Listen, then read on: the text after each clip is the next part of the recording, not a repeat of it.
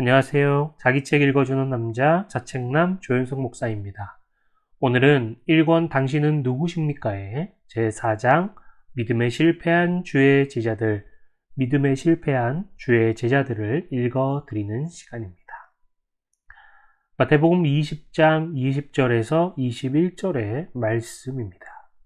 그때 세베대의 아들의 어미가 그 아들들을 데리고 예수께 와서 절하며 무엇을 구하니 예수께서 가라사대 무엇을 원하느뇨 가로되 이 나의 두 아들을 주의 나라에서 하나는 주의 우편에 하나는 주의 좌편에 앉게 명하소서. 아멘.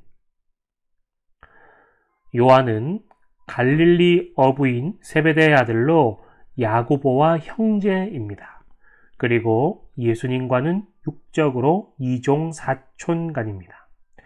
당시 제자들 중에서는 제일 나이가 어렸습니다. 예수님께서 오실 당시의 그 배경은 이스라엘의 마지막 선지자 말라기의 예언이 끊긴 지 약 480년에서 500년 정도의 세월이 흐른 뒤입니다. 그 사이 바사국, 즉 페르시아가 멸망하고 헬라 제국의 알렉산더가 정복 전쟁을 한 끝에 33세 젊은 나이로 사망을 합니다. 그리고 그 이후에 그리스와 중동, 이집트 지역은 알렉산더의 4명의 장군에 의해 4개의 왕조로 갈라지게 됩니다.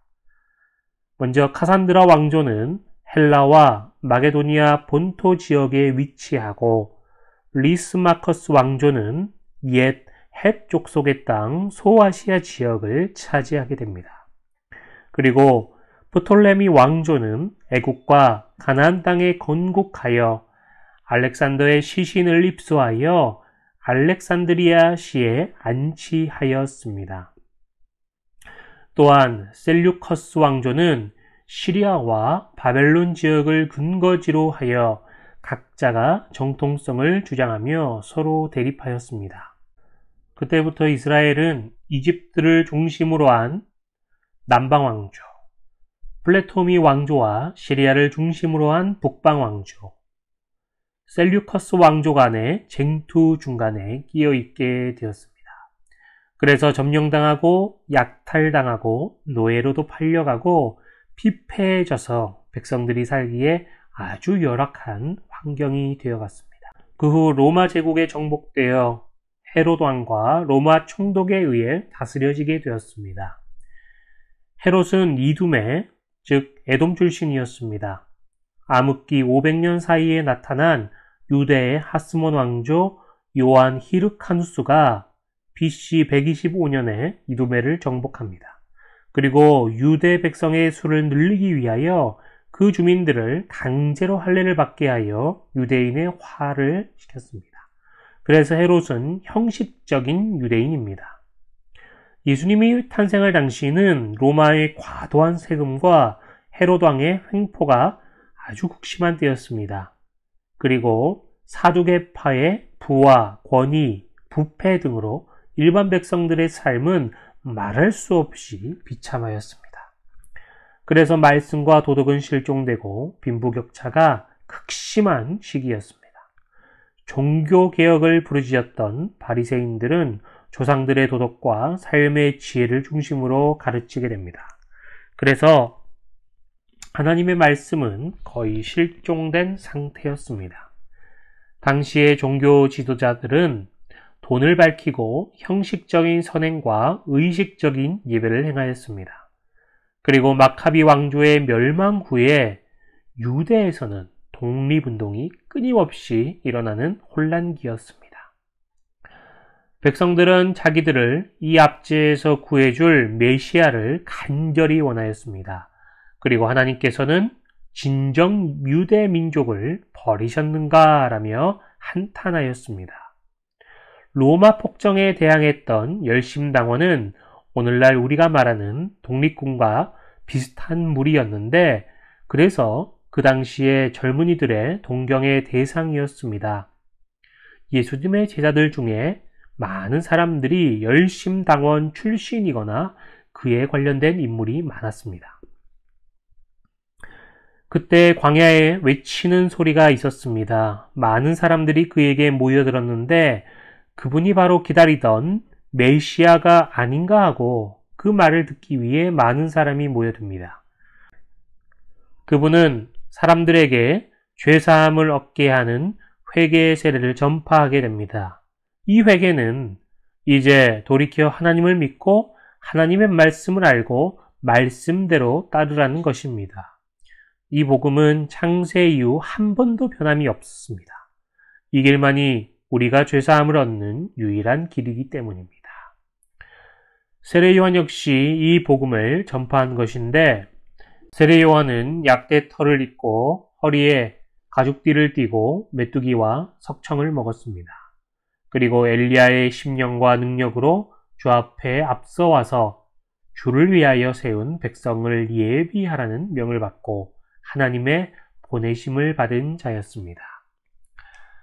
그분은 구약시대를 마감하는 마지막 선지자입니다. 그리고 신약시대의 메시아 도래를 알리고 소개하는 최초의 사명자였습니다.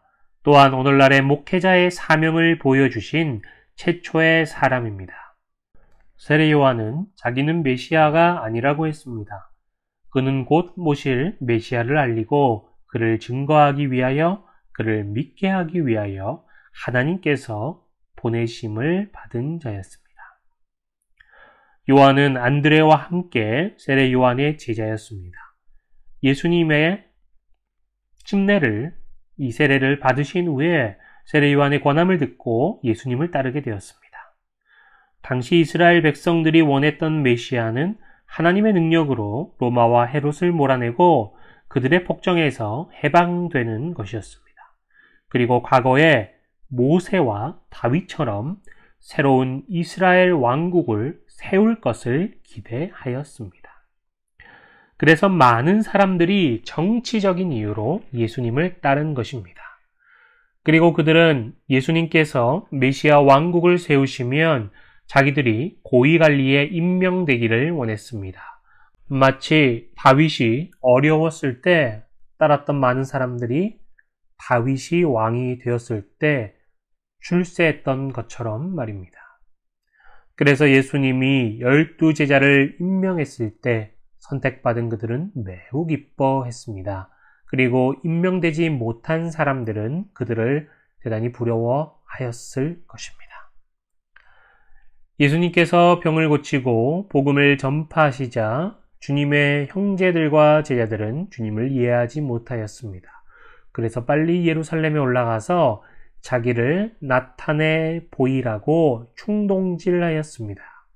마침내 예수님께서 예루살렘에 올라가시자 그들은 하나님의 나라가 당장 임할 줄로 생각하였습니다.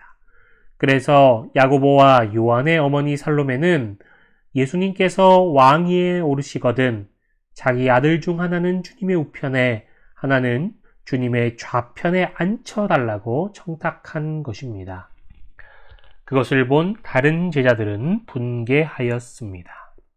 예수님의 제자들 중에 가롯 유다는 가장 학식이 있는 사람이었습니다. 그래서 돈꾀를 맡은 자였습니다. 그는 자주 돈을 도둑질하였습니다. 가롯 유다는 예수님을 충동질하는 것만으로는 그들의 목적을 달성하기 힘들다는 것을 알았습니다. 그리고 대제사장들과 바리새인들이 누구든지 예수 있는 곳을 알거든 고하여 잡게 하라고 명령하였다는 것을 알고 있었습니다. 그래서 나온 계책이 예수님을 제사장들에게 넘겨주는 것이었습니다. 그러면 궁지에 몰린 예수님께서 그 크신 능력으로 거사하실 것이라고 오판하였습니다. 그래서 예수님이 계신 곳을 제사장들에게 알려준다는 약속으로 은 30세겔을 받았습니다. 그는 거룩한 입맞춤으로 예수님을 팔게 된 것입니다. 그 당시 은 30세겔은 구약시대 종들의 몸값입니다. 주님께서 잡히자 제자들은 다 주님을 버리고 도망하였습니다. 이것이 당시의 예수님 제자들의 참 모습입니다. 가룟 유다는 예수님이 고난당하는 모습을 보고 스스로 뉘우칩니다. 그래서 그 은 30을 제사장들과 장로들에게 도로 갖다 주며 내가 무죄한 피를 팔고 죄를 범하였다라고 하였습니다. 그리고 예수님을 놓아달라고 애원합니다. 그러나 대제사장들은 내가 당하라고 말하였습니다. 그러자 가룟 유다는 은을 성소에 던져놓고 스스로 목매어 자살하였습니다. 그는 회개할 기회를 얻지 못하였습니다. 그래서 예수님께서는 가룟 유다에 대하여 차라리 태어나지 않는 것이 나을 뻔했다고 말씀하였습니다. 외부 문서에 의하면 가룟 유다는 바라바와 함께 열심당의 핵심 지도자였습니다. 그래서 동계를 맡은 후 연보를 훔쳐 열심당원들을 도와주었습니다.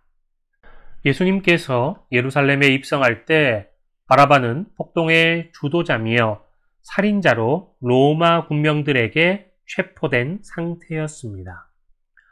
가룟 유다는 심적으로 조급하여 무리수를 둔 것입니다. 요한복음 19장 39절에서 40절 말씀에 예수님 대신 노임을 받은 자가 바로 바라바입니다. 성경은 연보를 훔친 가룟 유다를 도둑이라고 말하고 있습니다. 그리고 바라바를 살인자라고 말합니다. 제자들은 주님의 말씀을 지식적으로는 받았습니다. 그러나 마음으로는 받지 못하였습니다. 그들은 주님으로부터 받은 능력으로 병자도 고치고 귀신도 쫓아냈습니다. 가룟 유다도 마찬가지였습니다. 입으로는 아멘 하였지만 그들은 자기들의 정치적인 세상적인 생각에서는 벗어나지 못하였던 것입니다. 오늘날도 많은 교회의 목사와 교인들이 하나님의 말씀의 온전한 뜻을 이해하지 못하고 있습니다. 자기 위주로 판단하며 세상적으로 지식적으로만 알고 있는 경우가 많은 것입니다. 그들은 말씀을 자기 중심적으로 판단을 합니다. 그리고 말씀을 신앙의 선배들로부터 배운 지식적으로만 알고 있습니다. 모든 교파는 다 자기들만이 복음주의이며 보수적이며 성경적이라고 힘주어 말합니다. 성경을 읽고 연구하고 묵상하며 성령님을 스승으로 삼아 말씀을 이해해야 되는데 그런 노력을 하지 않습니다. 성경은 성령이 오시면 그분께서 너희에게 모든 것을 가르치신다고 말하고 있습니다. 우리는 성령님께서 우리 가슴 속에 내주하실 때만이 그 말씀을 이해하고 마음으로 받아들일 수 있습니다. 그리고 그분이 계시한 만큼만 우리는 이해할 수 있습니다. 많은 목회자들은 자기 교파의 신학적인 노선과 신학자와 선배 목사가 쓴 주애나 강해서를 참고하여 가르치고 있습니다. 본인 스스로가 기도하며 성경을 알고 성령님께 매달리는 그런 노력은 인색합니다. 우리는 실패하는 믿음을 절대로 가져서는 안 됩니다. 구원은 하나님의 선택입니다. 성경에 보면 열심당원인 세 인물이 나옵니다. 그들은 주의 제자인 가룟 유다와 셀롯인 시몬과 바라바입니다. 그리고 문서에 의하면 주의 제자 작은 야고보도 열심당원이었다고 합니다. 주님은 가룟 유다에 대해 그 사람은 차라리 나지 아니하였다면 제게 좋을 뻔하였느니라 말씀하셨습니다. 어떤 문서에 의하면 셀롯인 시몬은 처음에는 민족에 대한 열망과 열심을 지녔던 사람이었다라고 기록합니다. 그러나 예수님을 만나 말씀을 듣고 부활을 목격하게 됩니다. 오순절 성령을 받게 되자 그의 민족에 대한 열정은 복음 전하는 열정으로 바뀌었다라고 기록되어 있습니다. 그리고 그 일에 복음을 전하는 일에 전 생애를 바쳤다라고 기록되어 있습니다. 또 그는 소아시아에서 전도하고 북아프리카와 이집트와 흑해 지역까지 가서 복음을 전합니다. 그리고 맨 처음으로 영국에 복음을 전한 사람으로 기록되어 있습니다. 그는 다시 돌아와 페르시아, 즉 오늘날의 이란에서 복음을 전파하였습니다. 그런데 악한 폭도들에게 붙잡혀 톱으로 켜서 죽임을 당합니다.